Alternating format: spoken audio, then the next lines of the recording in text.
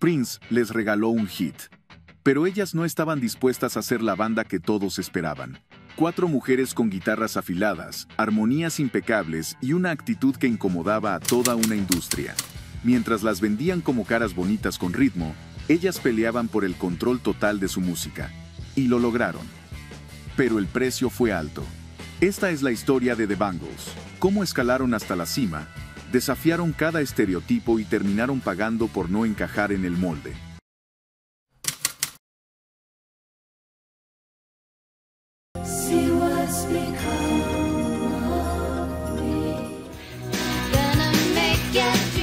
Los 80 apenas empezaban cuando 3 mujeres se reunieron en un garaje de Los Ángeles sin saber que estaban a punto de escribir un capítulo inolvidable en la historia del rock. No tenían contratos, ni disqueras detrás, ni productores empujando su sonido. Tenían algo mucho más poderoso. Una conexión humana. Una afinidad musical que se sintió desde el primer acorde. Susanna Hoffs, Vicki Peterson y Debbie Peterson eran jóvenes, entusiastas y obsesionadas con el rock de los años 60. Compartían el amor por The Byrds, The Beatles y todo lo que sonara a armonías auténticas y guitarras limpias. Esa noche en casa de los padres de Susanna, mientras tocaban versiones de los clásicos que las habían marcado, ocurrió algo inusual. Las voces se entrelazaron de una forma tan natural que no pudieron ignorarlo. En ese instante, no estaban simplemente tocando canciones ajenas, estaban descubriendo un sonido propio. Decidieron formar una banda. No como un pasatiempo, sino como una declaración. Porque si algo tenían claro desde el principio, era que no querían encajar en lo que se esperaba de las mujeres en la música. Querían tocar, componer, ser parte activa del proceso creativo y no solo prestarse para la imagen. El grupo pasó por varios nombres antes de encontrar el definitivo. Al principio probaron con The Colors, luego The Supersonic Banks, hasta que aterrizaron en The Banks. Pero justo cuando empezaban a ganar visibilidad, descubrieron que una banda en la costa este ya tenía ese nombre registrado. Fue una carrera contra el tiempo. Tuvieron que pensar rápido y ajustarlo apenas con una letra. Así nacieron oficialmente como The Bangles. Desde el inicio, su estilo era difícil de encasillar. Tenían una base de garage rock con aires psicodélicos, pero también cierta actitud punk heredada de la escena californiana. Y eso desconcertaba a la industria. Eran demasiado auténticas para ser pop, pero demasiado melódicas para el rock duro. Sin embargo, esa indefinición era justo lo que las hacía especiales. Empezaron tocando en clubes pequeños, en circuitos independientes, compartiendo escenario con bandas del llamado Paisley Underground, un movimiento musical alternativo que reinterpretaba el sonido de los 60 con una estética moderna. Y no pasó mucho tiempo antes de que alguien influyente se fijara en ellas. Prince, el genio de Minneapolis, escuchó una maqueta de las Bangles y quedó intrigado. No era común que un grupo femenino escribiera, tocara y cantara con tanta precisión. Le gustó tanto lo que oyó, que decidió regalarles una canción. No pidió dinero, no buscó protagonismo. Simplemente les entregó un tema llamado Manic Monday. La canción tenía todo lo necesario para convertirse en un éxito. Sonaba moderna, pero tenía alma clásica. Cuando las Bangles la lanzaron en 1986, fue como encender una mecha. El sencillo escaló rápidamente en las listas de Estados Unidos y Europa, catapultando al grupo a una fama que ya no se podía ignorar. De pronto, aquellas chicas que ensayaban en un garaje estaban en todos lados. En la radio, en la televisión, en portadas de revistas. La industria que antes no sabía cómo etiquetarlas, ahora se peleaba por capitalizar su éxito. Pero esto fue solo el principio. The Bangles estaban listas para algo más grande. Lo que no sabían todavía es que la cima no siempre viene con estabilidad. Y cuando todo empieza a brillar, también aparecen las sombras.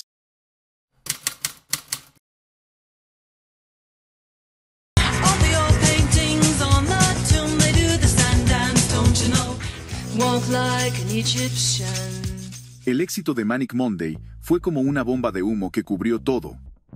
Donde antes había curiosidad, ahora había expectativas. Donde antes había intimidad, ahora había cámaras. Y mientras el público celebraba a The Bangles como las nuevas estrellas del pop rock, adentro, en el corazón de la banda, comenzaba a formarse una tensión que ningún hit podía evitar. Poco después del primer gran golpe, llegó Walk Like an Egyptian. Una canción con un ritmo pegajoso, una melodía juguetona y una actitud que desafiaba la lógica. Al principio, ni siquiera estaban convencidas de grabarla. La propuesta sonaba extraña, casi ridícula, pero algo en ella tenía fuerza, y decidieron darle una oportunidad. Fue una de las decisiones más importantes y más ambiguas de su carrera. El tema se convirtió en un fenómeno cultural, el baile lateral, los movimientos exagerados, el videoclip rotando sin descanso en MTV. Las Bangles estaban en la cima. Walk Like an Egyptian alcanzó el número 1 en las listas. Fue reproducida en cada fiesta, en cada programa, en cada radio. Y fue entonces cuando surgió un detalle que cambiaría todo. En el video de Walk Like an Egyptian, Susanna Hoffs hace un gesto que sería recordado durante décadas. Una mirada de izquierda a derecha, intensa, coqueta, precisa. Lo hizo por instinto, sin pensarlo demasiado. Pero el impacto fue inmediato. El público lo amó. Los productores lo repitieron. Los medios lo usaron como imagen central, y dentro de la banda, empezó el ruido. Susanna no lo pidió. No planeó robar atención. Pero los reflectores la eligieron, y eso se volvió un problema. Las revistas querían entrevistarla a ella. Las cámaras la buscaban. Las disqueras hablaban de su potencial como solista. Y aunque todo eso era externo, inevitable, la dinámica interna del grupo comenzó a desbalancearse. Aún así, la música seguía saliendo. El álbum Different Light fue un éxito rotundo. Triple platino en Estados Unidos, éxitos globales, una gira interminable. Pero esa luz intensa comenzaba a quemar por dentro. Y mientras más alto subían, más difícil se hacía mantener el equilibrio. The Bangles no eran una banda de una sola voz. Esa era la promesa. Pero la industria, el marketing, el ritmo del éxito empezaban a narrar otra historia. Una historia que convertía a la banda en Susanna Hoffs y las otras. Y por más profesionalismo que mantuvieran, por más conciertos que dieran con la misma energía, ese desequilibrio sutil se volvió parte del día a día. Porque el problema no era que Susanna brillara, el problema era que el resto sentía que nadie más podía hacerlo con la misma intensidad. Ese es el precio de la fama, cuando llega demasiado rápido y sin manual. En el escenario todo parecía perfecto, pero tras bambalinas, las miradas eran cada vez más largas, las palabras cada vez más escasas, y el cansancio empezaba a dejar marcas que la música no podía ocultar. Las Bangles estaban en su punto más alto, y al mismo tiempo, caminaban hacia una fractura inevitable.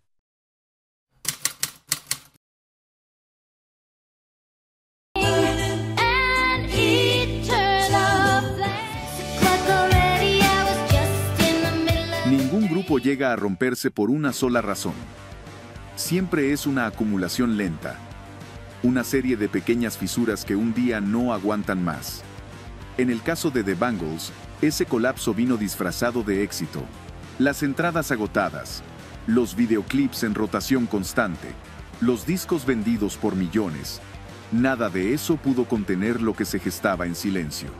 Las discusiones se volvieron más frecuentes, a veces explícitas, otras cargadas de silencios.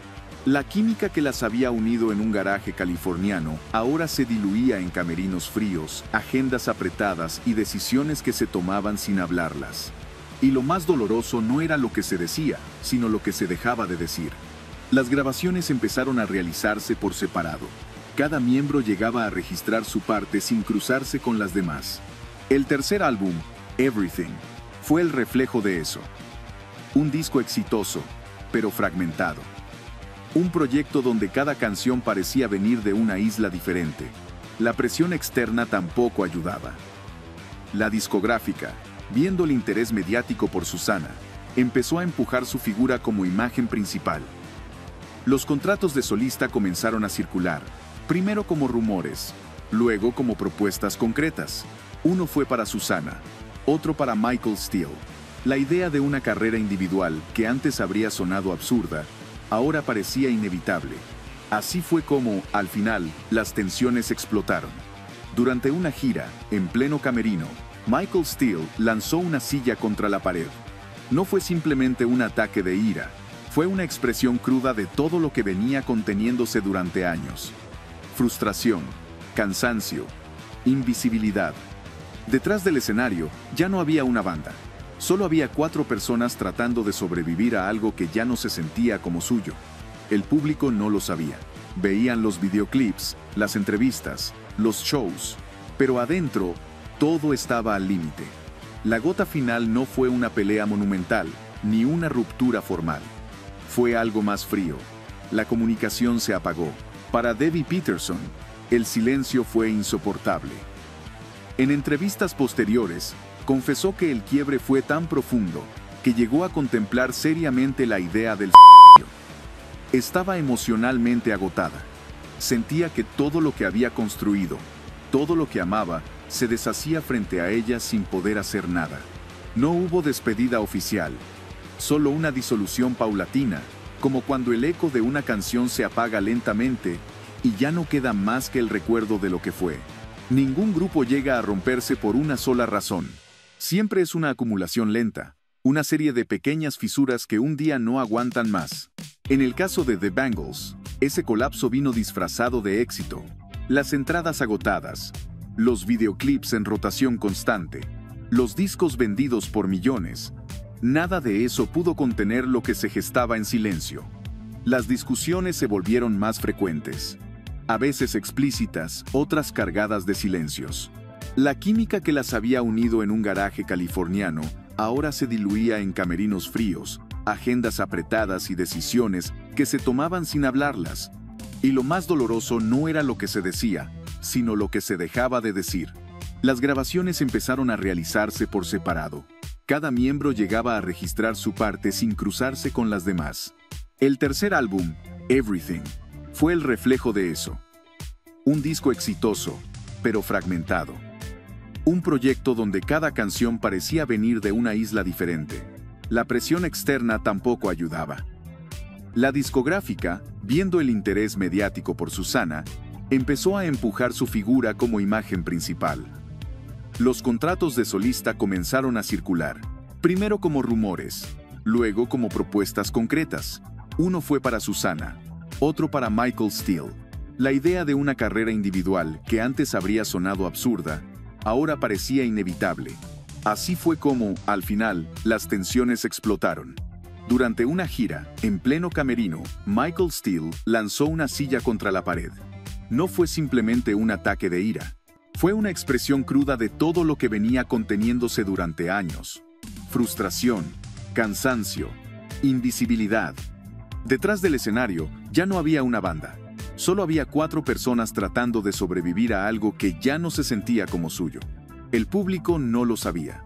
Veían los videoclips, las entrevistas, los shows, pero adentro todo estaba al límite. La gota final no fue una pelea monumental, ni una ruptura formal. Fue algo más frío. La comunicación se apagó. Para Debbie Peterson, el silencio fue insoportable. En entrevistas posteriores, confesó que el quiebre fue tan profundo que llegó a contemplar seriamente la idea del suicidio. Censurar palabra con pitido a la mitad. Estaba emocionalmente agotada.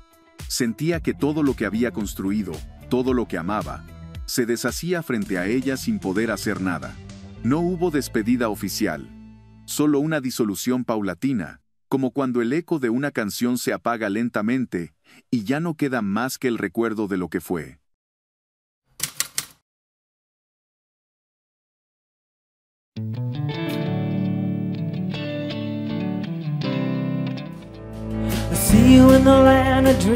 Después del silencio, vino el vacío.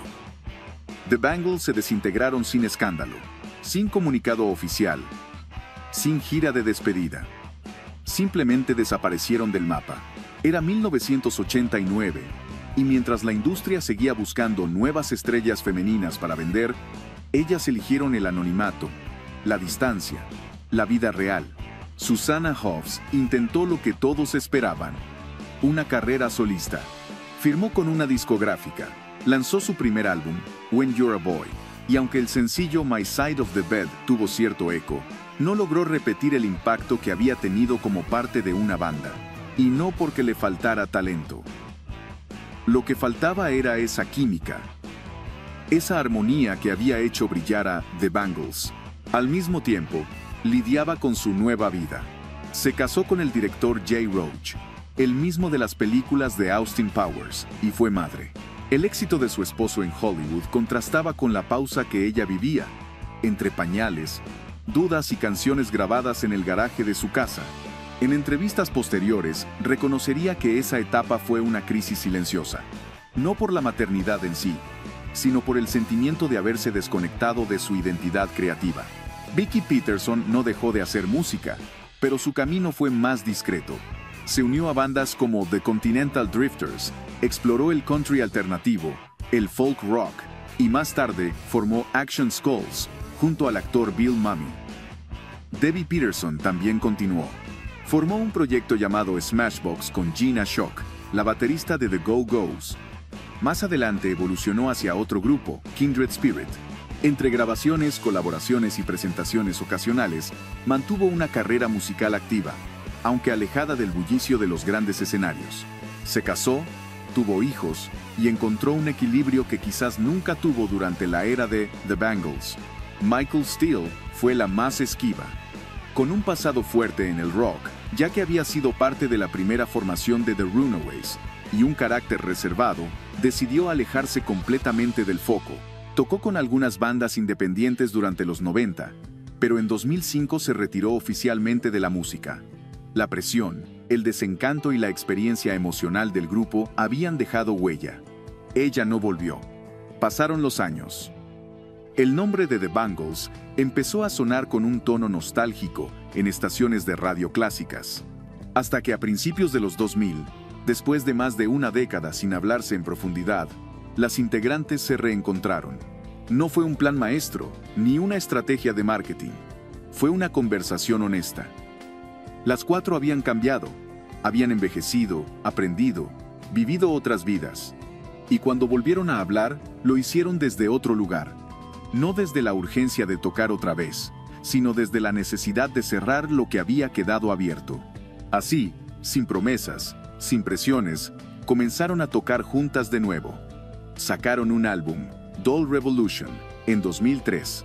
Luego Sweetheart of the Sun, en 2011.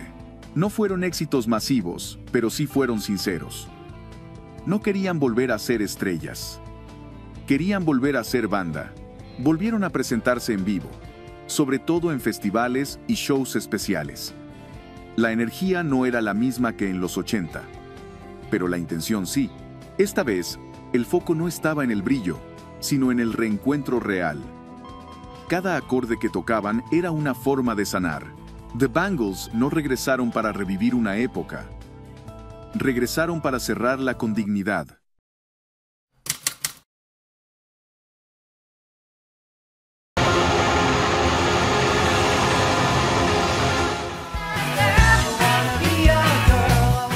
The Bangles lo lograron todo.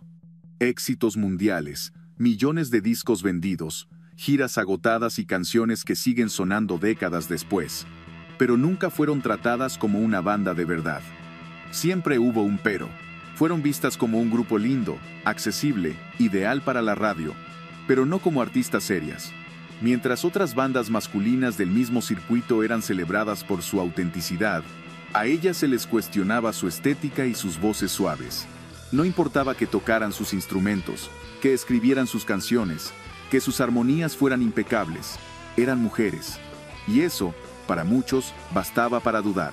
Incluso hoy, gran parte de los comentarios en redes y foros sobre The Bangles no hablan de su música, sino de su apariencia. La industria las celebró cuando vendieron, pero las ignoró cuando necesitaban respeto. Pero su legado existe. Está en cada grupo de chicas que compone, canta y toca sin pedir permiso. Está en cada canción que mezcla dulzura y fuerza sin miedo al juicio. The Bangles rompieron una puerta, aunque no siempre se les reconozca por ello. Y a veces, la revolución no se nota hasta que ya pasó. The Bangles demostraron que no hay una sola forma de hacer rock, que se puede ser suave y poderosa al mismo tiempo, que la autenticidad no siempre recibe aplausos, pero deja huella. No fueron perfectas, no tuvieron el camino fácil, y quizás por eso su historia importa tanto. Porque es real, porque detrás de cada hit hay decisiones, conflictos, momentos de quiebre, y también segundas oportunidades. Ahora es tu turno. ¿Cuál crees que fue el verdadero legado de The Bangles? ¿Fueron subestimadas por la industria o simplemente adelantadas a su tiempo? Déjalo en los comentarios. Queremos leerte.